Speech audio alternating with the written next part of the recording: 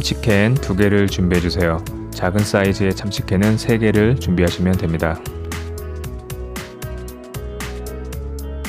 감자 50g을 작게 잘라서 준비해 주세요. 감자 50g은 아기 주먹만한 것은 감자 반개, 큰 감자는 4분의 1개를 사용하시면 됩니다.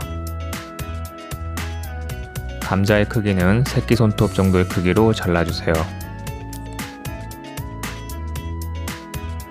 양파 50g도 감자와 같은 크기로 잘라주세요. 양파 50g도 아기 주먹만한 것은 반개를 사용하시고요.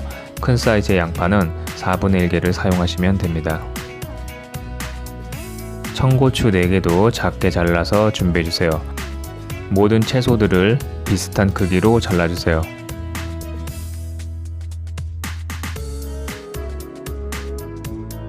홍고추 3개도 역시 다른 채소들과 같은 크기로 잘라서 준비해주세요.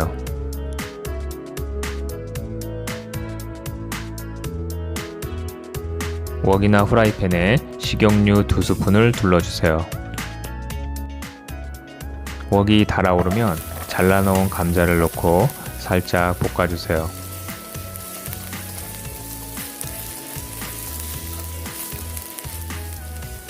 이어서 잘라놓은 양파도 같이 넣고 한번 볶아주세요.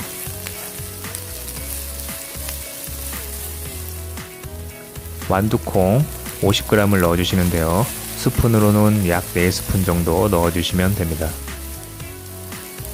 잘라놓은 청고추도 넣고 같이 볶아주시고요. 홍고추 역시 넣고 볶아주세요.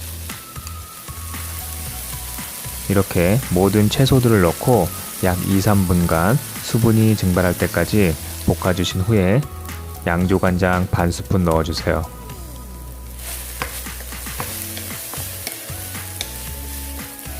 후춧가루를 1작은 스푼에 낮게 해서 넣어주세요. 간장과 후추의 맛이 잘 배도록 한번 볶아주세요. 물 1컵 200ml를 넣어주세요.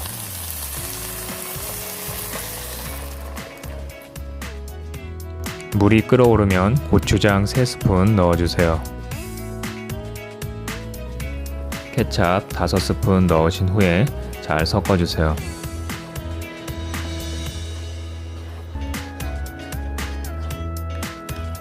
감칠맛을 위해 굴소스 2스푼 넣어주세요.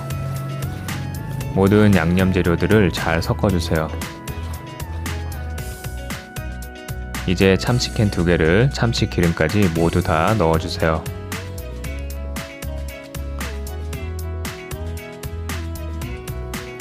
모든 재료를 잘 섞으신 후에 자박해질 때까지 졸여주세요.